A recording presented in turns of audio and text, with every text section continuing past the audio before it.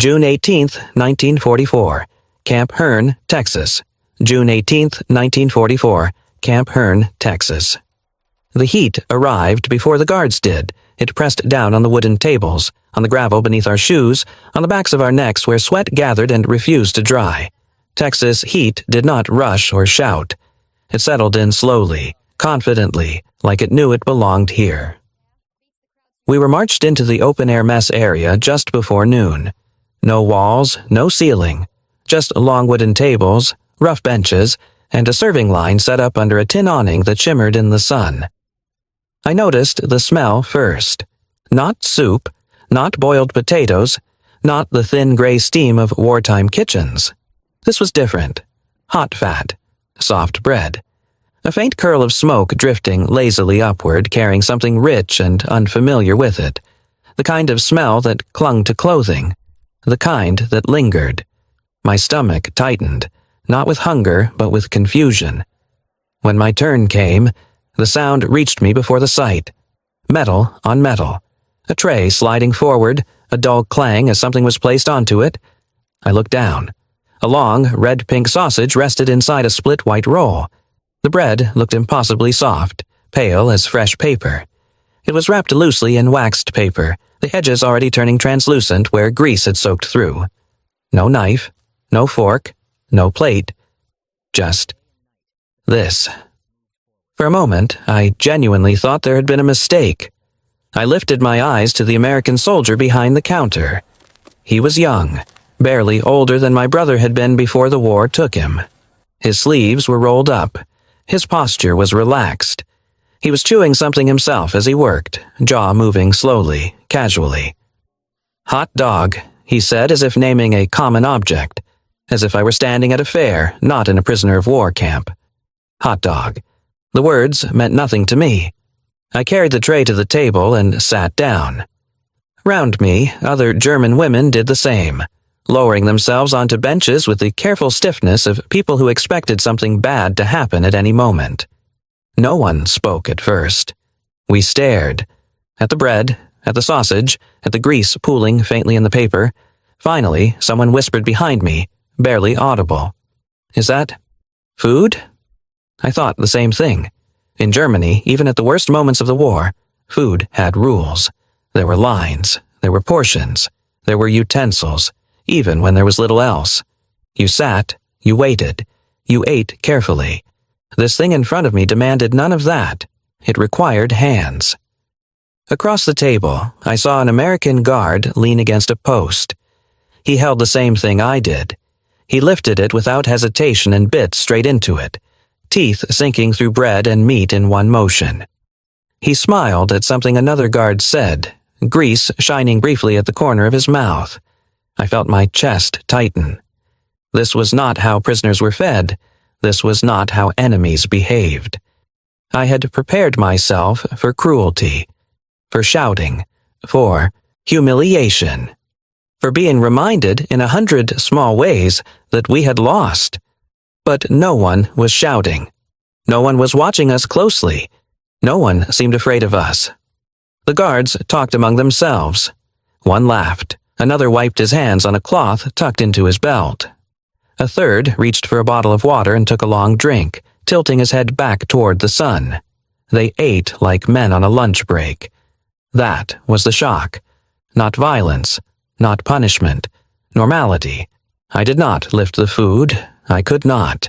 Years of instruction pressed against my mind, sharp and insistent. We had been warned about Americans, about their lack of discipline, about how they treated prisoners, especially women. They would break you first, we were told. Slowly, casually, with smiles. This had to be the beginning of that. I looked around the table. Greta sat rigidly, hands folded in her lap, eyes fixed on the bread as if it might move on its own. Another woman nudged her tray slightly away as though distance might protect her. "Eat," someone whispered, "before they make us." But no one made us. Minutes passed. The heat hummed softly around us. Flies drifted lazily near the tables. Somewhere beyond the fence, a truck engine coughed and then settled into a steady idle. The world did not hold its breath. Nothing dramatic happened. In Europe this same month, men were dying by the thousands on the beaches of Normandy. Entire cities were shaking under bombs. The war was swallowing everything it touched. And here, in Texas, the smell of cooked meat drifted freely through the air. I did not know it then, but this place existed because of something larger than kindness alone. America was producing at a scale we could barely imagine. Liberty ships slid into the ocean faster than they could be sunk. Factories turned out bombers by the hour. Trucks, uniforms, rifles, boots, everything in numbers that felt unreal. And food. So much food that even prisoners received it without ceremony. Texas ranches stretched farther than my eye could follow. Cattle in numbers that made no sense to someone raised on ration cards and shortages. White bread was not a luxury here. It was ordinary.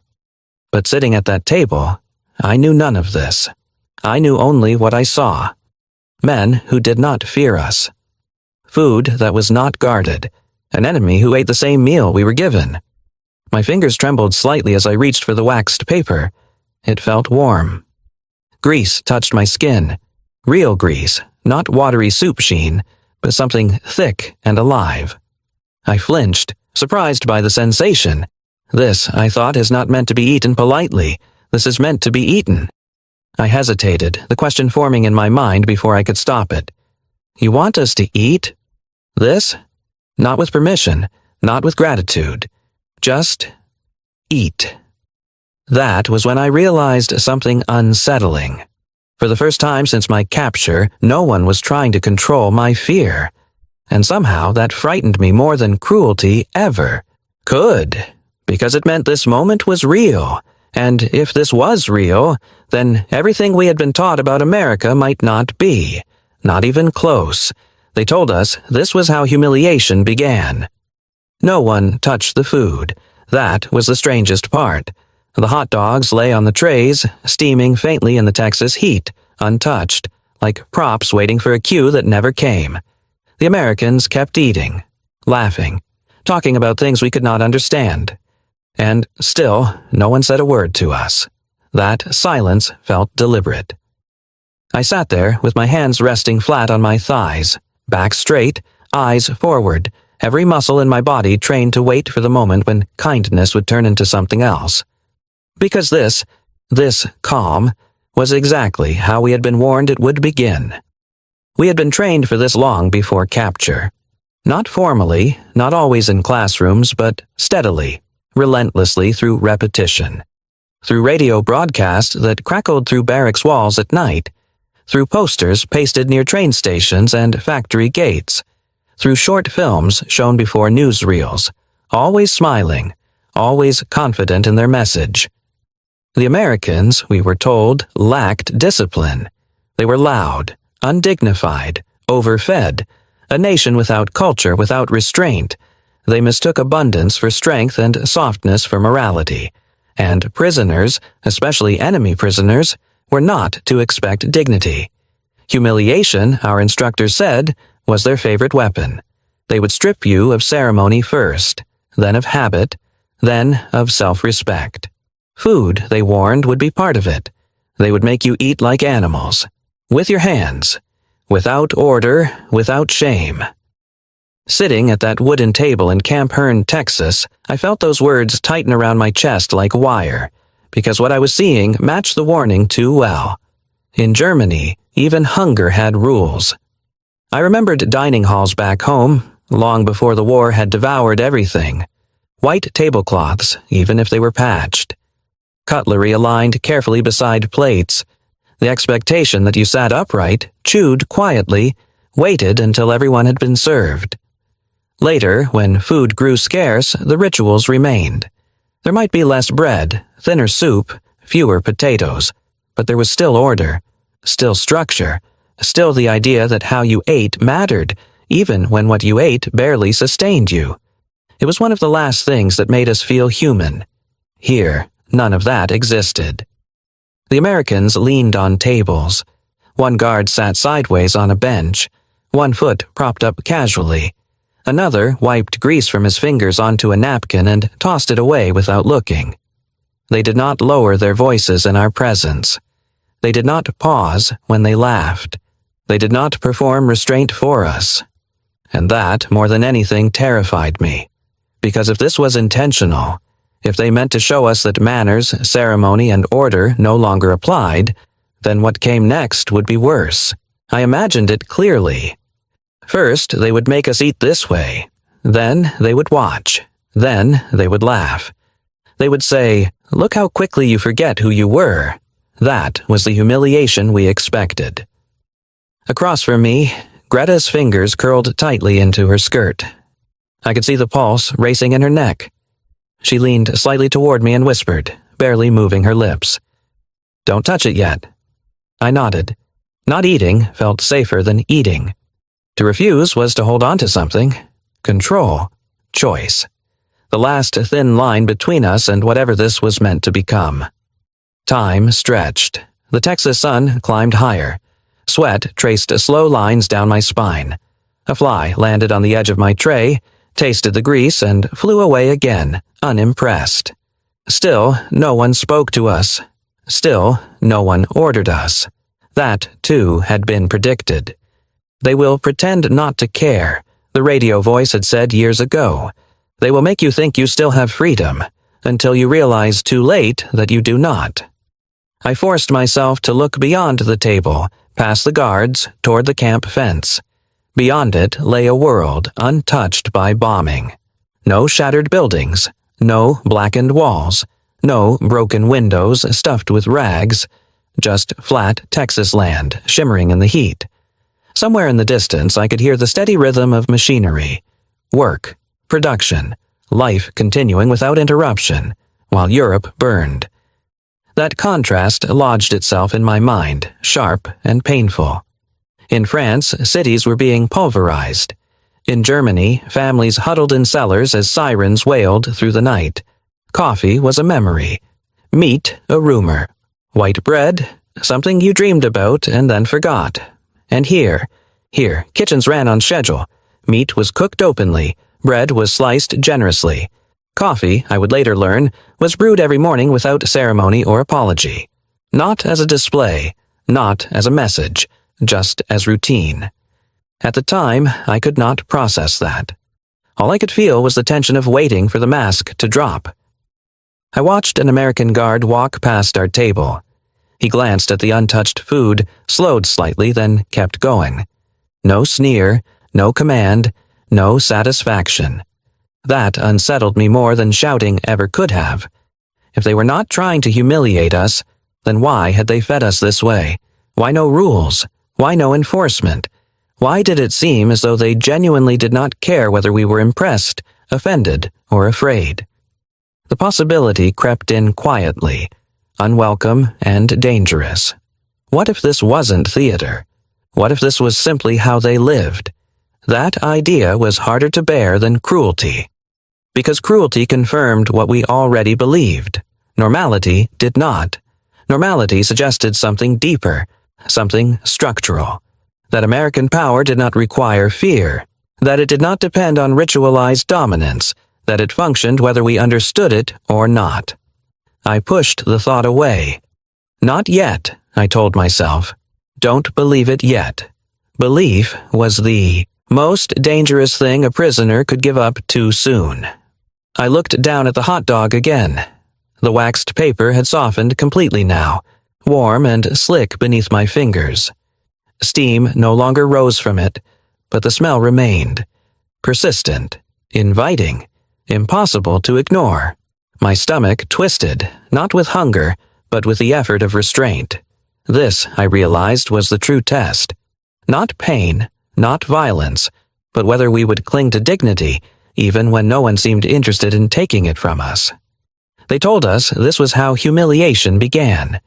And as I sat there, caught between memory and reality, between expectation and evidence, I could not yet tell whether the warning had been right, or whether everything we feared was about to collapse under its own lies. The moment we expected never came. No shouting, no orders, no laughter at our expense. What came instead was something far more unsettling. Time. The Americans finished eating before we did, before we ate at all. Trays scraped lightly against tables. Benches creaked as men stood, stretched, and drifted away in loose clusters. Someone tossed a crumpled napkin into a dented metal trash can. It landed with a hollow clang and stayed there. Life moved on. And still, no one had touched us. I realized then that the silence we had feared was not a trap. It was simply absence, of pressure, of spectacle, of control.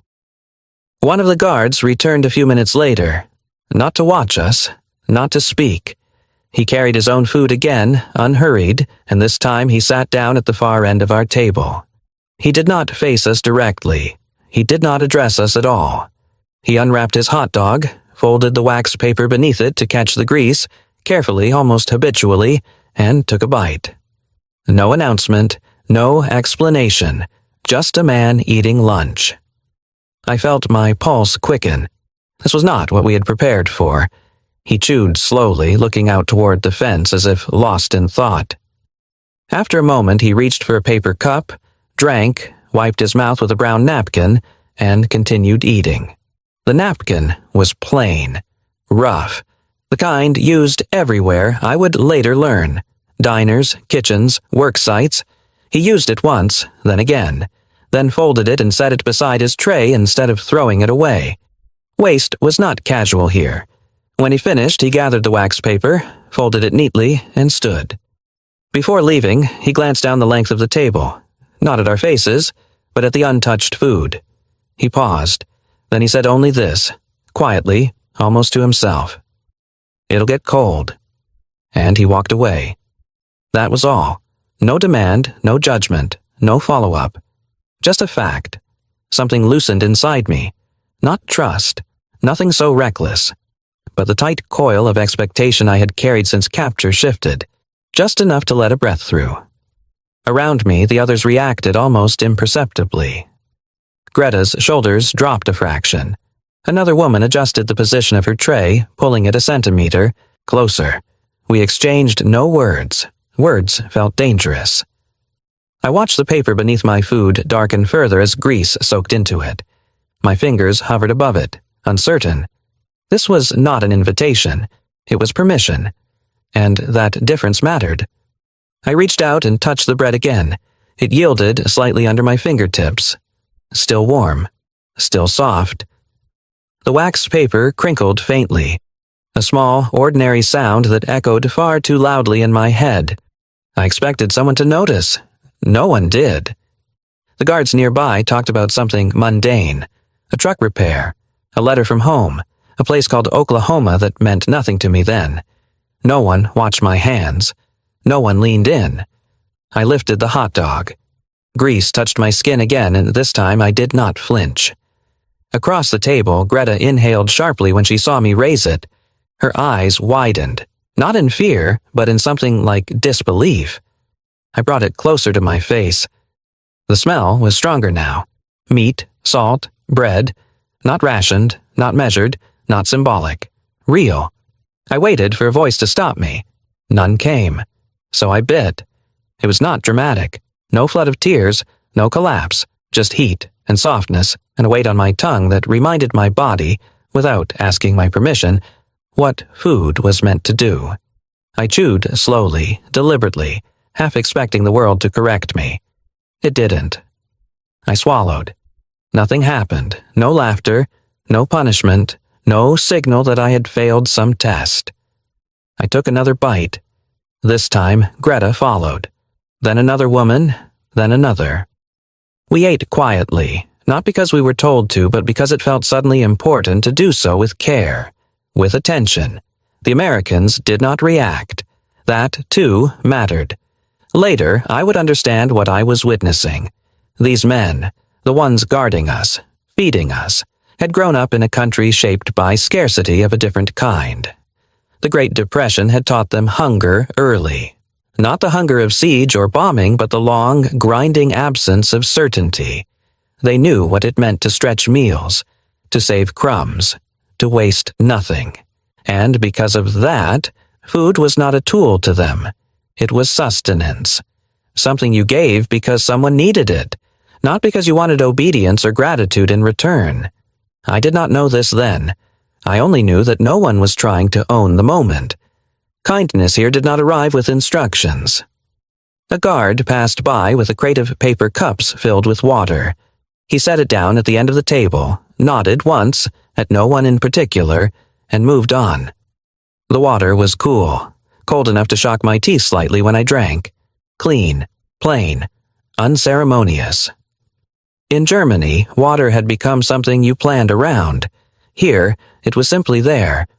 The metal trash can filled gradually as people finished eating. Napkins, paper, waxed wrappers, each sound small, each one normal. Normality pressed in from all sides. And with it came a strange, creeping realization. They were not trying to make us less. They were not trying to demonstrate superiority. They were not even trying to convince us of anything. They were simply living their values out loud. I watched an American guard stop himself from throwing away a napkin that still had clean edges. He folded it once, tucked it into his pocket, and walked off. That gesture stayed with me. It was so small, so unremarkable, and yet it told me more about this place than any speech could have. This was not generosity as performance. This was habit, a way of moving through the world shaped by restraint, practicality, and an unspoken belief that dignity did not need to be rationed, not even in wartime, not even toward enemies. We finished eating. No one hurried us. No one praised us. No one commented. When I stood to clear my tray, my legs felt unsteady, not from weakness but from the effort of recalibrating everything I thought I knew. As I dropped the wax paper into the trash, it made the same hollow sound as the others. I remember thinking, absurdly, how ordinary it all felt. That ordinariness was the shock, because nothing in our training had prepared us for an enemy who did not need to humiliate us to feel strong, an enemy who understood that real power could afford to be quiet. No one forced us. And in that absence of force, something inside me shifted, just enough to make room for a dangerous, unfamiliar thought. If this is how they treat prisoners, then who are these people really? The first bite should have ended it. That was what I believed. One bite, then another. The body would remember how to eat. The moment would pass. We would return to ourselves, to control, to the careful distance we had learned to keep from hope. Instead, the opposite happened. The second bite opened something I had sealed away so completely that I had forgotten it existed. The heat of the bread faded, replaced by something else. Memory, rising fast and without permission. Not images at first, sensations. The sound of a kitchen clock ticking, the faint scrape of a chair leg across tile, the smell of onions browning, slowly, patiently, as if there were all the time in the world. I stopped chewing.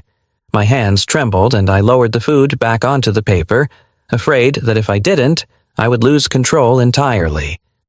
I was no longer in Texas. I was standing in my mother's kitchen. It was a small room, narrow. The windows faced the street, and in the morning sunlight would fall across the table in a soft rectangle that moved almost imperceptibly as the hours passed. My mother used to chase that light with her work, setting bowls and cutting boards where it landed best. On Sundays, before the war, she cooked without hurry. Bread rested on a wooden board, covered with a cloth to keep it warm. My father read the newspaper aloud, pausing to comment on articles no one else cared about. My younger brother hovered near the stove, waiting for scraps. The world, then, had felt solid, predictable, safe. The smell I carried now, the meat, the bread, had unlocked that room completely. I could see it. I could hear it. I could almost feel the worn edge of the table beneath my fingers. I swallowed hard. The table in front of me blurred. Across from me, Greta made a small sound. Not a sob, not even a gasp. Just a sharp intake of breath, caught halfway in, as if her body had forgotten how breathing was supposed to work. I looked up. Her face had changed. Her eyes were fixed on nothing. Her mouth trembled slightly as if she were trying to say something but could not find the language for it. Then, without warning, tears spilled over, not dramatically, not loudly, but with the quiet inevitability of water breaking through a dam that had held too long. She brought her hand to her mouth, horrified by herself. "I'm sorry," she whispered. "I don't know." No one answered her. No one laughed. No one looked away in embarrassment. The table went still. For a moment, the only sounds were the faint hum of insects and the distant clatter of dishes somewhere beyond the serving line. An American guard stood up. My body tensed immediately, instinct overriding reason. He did not raise his voice. He did not approach her directly. He reached instead to a nearby stack and picked up a small bundle of brown paper napkins. He set them down gently on the table, close enough for Greta to reach without standing. Then he stepped back. He did not watch her use them. He did not linger. He turned away as if this were the most ordinary thing in the world. That was when my throat closed completely. I understood then that Greta was not crying because she was hungry. None of us were. We had eaten. Our stomachs were warm, full even. She was crying because the food had reminded her of who she had been before the war decided who she was allowed to be. Because for a few seconds, her body had returned to a time when meals meant family, not survival. When eating did not require courage. I felt it spreading through the table, quiet and contagious. One woman stared down at her hands, blinking rapidly. Another pressed her lips together so tightly they turned white. Someone, further down the bench, covered her face completely, shoulders shaking once before she forced herself still. No one spoke. Speaking would have broken the spell, and the restraint. I took another bite. This time, I did not fight the memory. I let it come. My mother humming softly to herself, unaware she was doing it. My father folding the newspaper with deliberate care, saving it for later. My brother stealing a piece of bread and being scolded gently, never harshly. None of them knew where I was now. I did not know where they were. The last letter I had received described ration lines that stretched for hours. Potatoes counted carefully. Meat replaced by substitutes whose names had changed too often to remember. I imagined them sitting at that same table, thinner now, quieter. I imagined my mother cooking with less, trying to make it feel like more. And here I was, an enemy prisoner, eating food she would not see again for years, if ever. The contrast struck like a physical blow. I lowered my head. A tear fell onto the wax paper. I brushed it away quickly, embarrassed, but the paper absorbed it without comment. Around us, the Americans continued their routines. Some returned to work details. Others leaned against posts, smoking quietly. A truck started in the distance, its engine settling into a steady rhythm. No one gathered to watch us. No one treated our tears as spectacle. That, more than the food itself, undid me. Because in the world I had known, vulnerability was always observed, catalogued, used. Here, it was allowed, and then left alone. The war had taught us that strength was loud, that it demanded acknowledgement, that mercy was something granted publicly, with conditions attached. But what I was seeing here was different. This was restraint, the choice not to look, the choice not to interfere, the choice to let a moment pass without claiming it. I realized dimly that this restraint required confidence. Only someone certain of their position could afford it. When Greta finally lifted her head, her eyes were red but clear. She wiped her face with a napkin, folded it carefully, and placed it beside her tray instead of throwing it away. "I didn't mean to," she said quietly. I shook my head. "Neither did I answered. We shared a look then, not of agreement, but of recognition. Something had broken. Not our discipline, not our resolve. Something else. A barrier we had relied on for protection. I finished the hot dog slowly, deliberately, as if honoring the memory it had awakened. When I was done, I wrapped the wax paper as neatly as I could and carried it to the trash. The hollow sound it made when it landed echoed strangely in my chest. I stood there for a moment, hands resting on the rim of the metal can, grounding myself. This, I told myself, is not weakness. This is grief. And grief, I understood now, was not something the Americans feared. They allowed it to exist, without comment, without punishment. That was its own kind of power. As we filed out of the mess area, no one hurried us. The sun had shifted slightly. The light fell differently across the tables now, softer, less harsh. Behind us, the smell of food lingered. Ahead of us lay the barracks, the fences, the long days of waiting. But something essential had changed. The war had taken many things from us. Homes, families, certainty. What it had not prepared us for was this: to be treated with care at the precise moment we expected to be broken.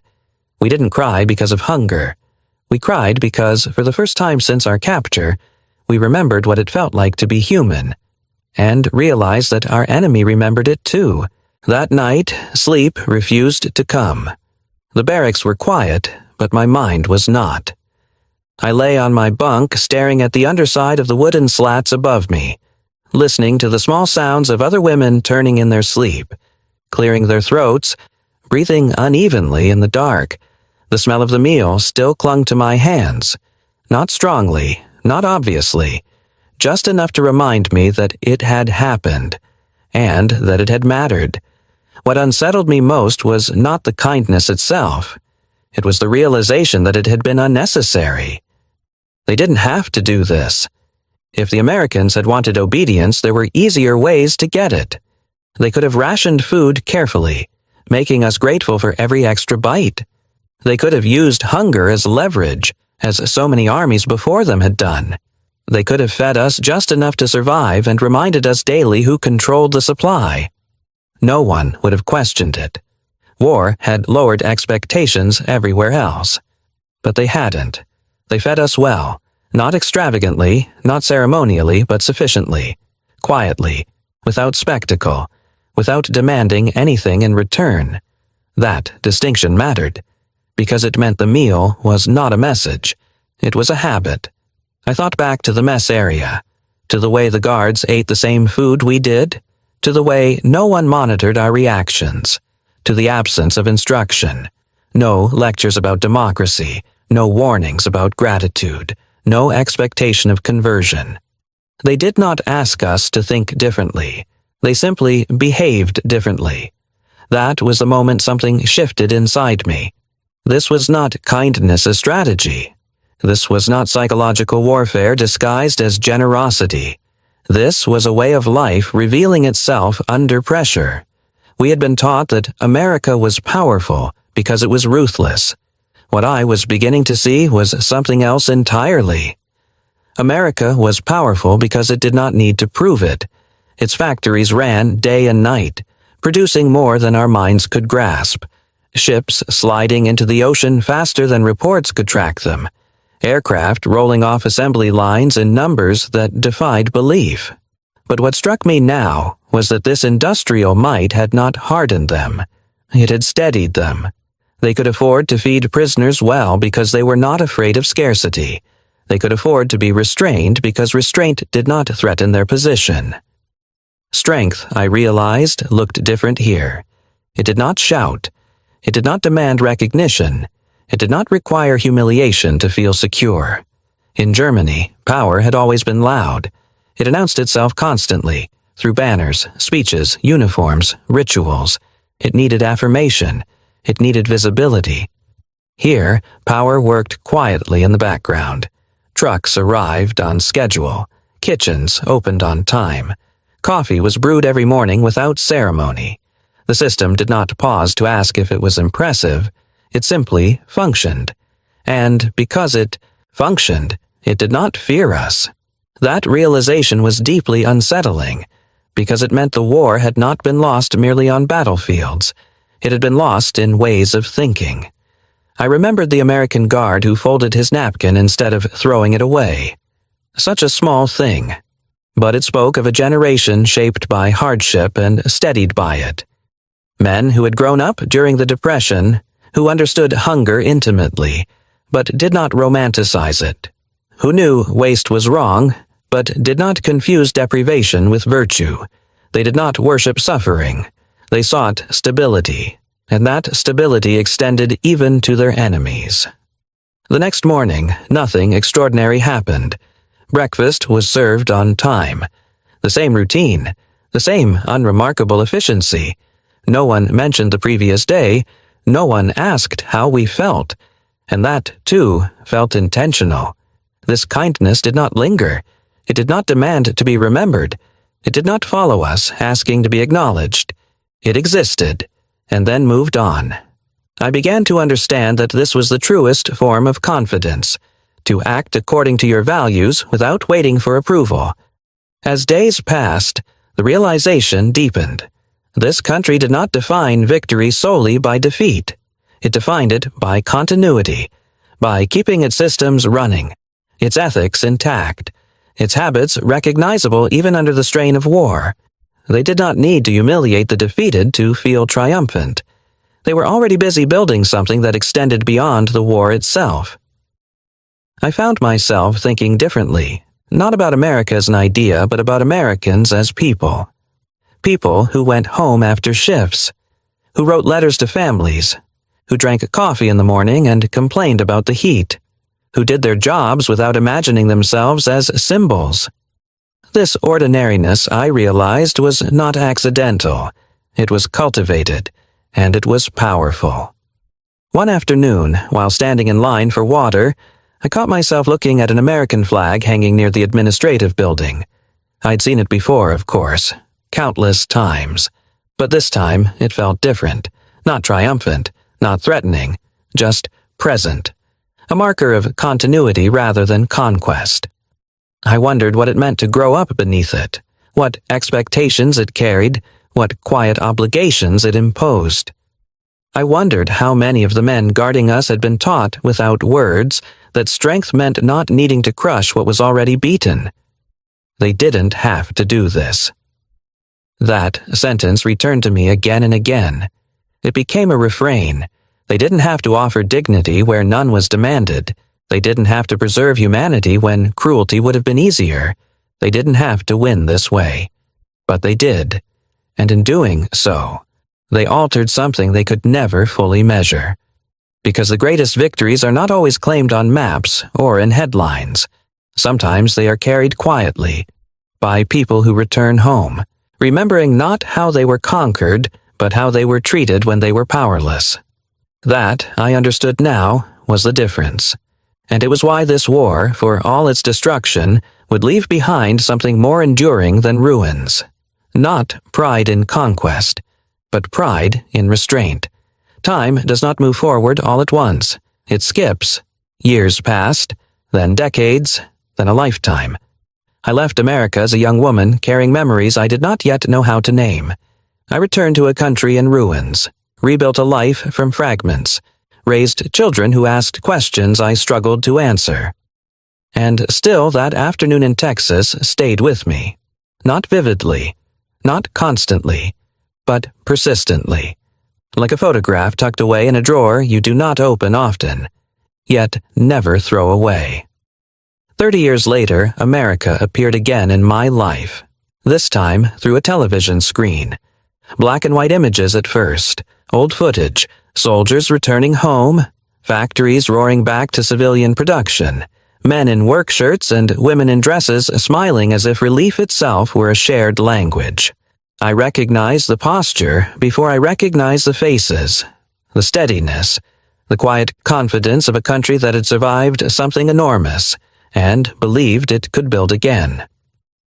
By then, I understood what I had witnessed as a prisoner, that America was not simply victorious, it was cohesive. 50 years passed, my children were grown, the world had changed shape, borders softened in some places and hardened in others. Technology shrank distances, but not divisions. America is not what I mean. What I remember is not softness. It is resolve. A country willing to invest, to produce, to sacrifice together, and then to treat even its enemies with a dignity that did not weaken it. That combination is rare and fragile. I do not compare to criticize. I compare because memory insists on it. Because once you have seen a nation at its most confident enough to be humane, you cannot help noticing when that confidence wavers, not disappears, just hesitates. What happened to that America? I do not know. Perhaps it evolved, perhaps it fragmented, perhaps it simply grew tired. But I know this, that America existed. I sat at its table. I ate its food. I watched it choose restraint when humiliation would have been easier, and that choice, quiet, unrecorded, uncelebrated, outlasted the war itself. That is the legacy I carry, not an argument, not a demand, just a memory. The war ended. That sentence appears often in books, printed cleanly, as if endings arrive with clarity. But for those who lived through it, the war did not so much end as it loosened its grip, slowly, unevenly, leaving memories behind that refused to fade. For me, America did not remain a place on a map. It became a story I carried, and eventually a story I passed on. My children grew up hearing fragments of it at first. Not the battles, not the politics, not the ideologies that historians prefer. They heard about a table in Texas, about bread wrapped in waxed paper, about a guard who set down napkins and then looked away. As they grew older, they asked questions. Why did they help you? Why weren't they cruel? Why do you still remember this? I never had a perfect answer. I only knew that gratitude does not require understanding. It requires memory. Years later, letters began to circulate among families like ours, children and grandchildren of former prisoners, reaching across borders that no longer felt permanent. Some letters were short, others careful, handwritten, folded and refolded until the creases softened. They all said the same thing in different ways. We remember, not the guards' names, not the camp numbers, but the way we were treated when we expected the worst. That memory became inheritance. Some of those children came to America. They visited Texas, Wisconsin, small towns whose names meant nothing to history books, but everything to family stories. They stood near old campsites now covered in grass. They walked past diners and grocery stores, past people who had no idea what had once stood there. They did not come as accusers. They came as witnesses, to say, quietly, that kindness had crossed generations, that the way their grandparents were treated had shaped how they themselves understood America, not as an enemy, not as a victor, but as a place where restraint had once been chosen over revenge. I never returned to Camp Hearn. I did not need to. It existed clearly enough in my mind. The table, the heat, the ordinary miracle of being fed without being judged. That memory outlasted the war itself. It outlasted governments. It outlasted ideologies. It outlasted anger. People often ask what lesson should be taken from stories like mine. I do not offer one. Lessons demand agreement. Memories do not. All I know is this. History remembers battles. It remembers dates,